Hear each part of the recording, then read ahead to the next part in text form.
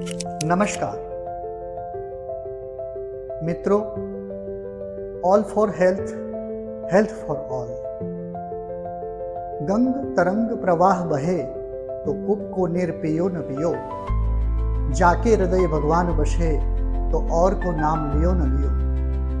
कर्म सुयोग से सुपात्र मिले तो कुपात्र को दान दियो न दियो, और पालत नहीं पथ्य जिन्हों इनको उपचार कियो न कियो।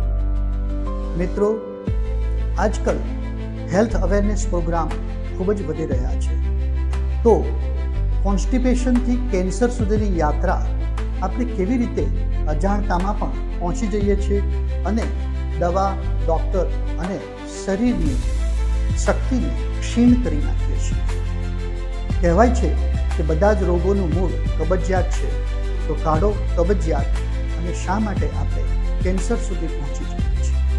તો સામાન્ય કબજિયાતને જો આપણે ક્લિયર કરતા રહીએ, શરીરને ઇન્ટેસ્ટિનલ કોન્સ્ટિપેશનથી સેલ્યુલર કોન્સ્ટિપેશન સુધી ક્લીન કરતા રહીએ, સામાન્ય માથાના દુખાવાને આપણે ઉપવાસથી અને આરામથી મટાડી દઈએ, તણાવ અને સ્ટ્રેસપૂર્ણ વાતાવરણથી થોડાક આપણે પોતાને પ્રોટેક્ટ કરતા રહીએ, તો કેન્સરનો ભય દૂર થઈ જાય। મારી 30 વર્ષની યાત્રામાં કેન્સરના ઘણા દર્દીઓને સહજતાપૂર્વક સાજા થતા જોયા છે, પરંતુ સાજા થવા માટે persons own desire to get well, faith and determination હોય તો જ આ શક્ય બને।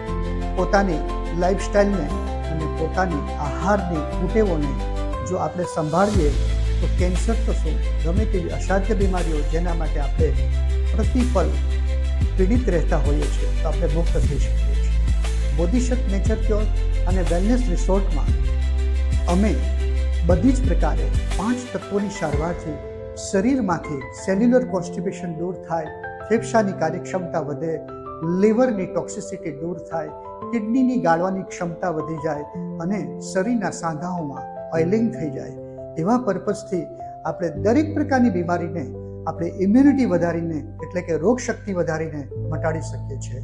તો પધારો બોધિસત્વ નેચર ક્યોર એન્ડ વેલનેસ રિસોર્ટમાં। નમસ્કાર।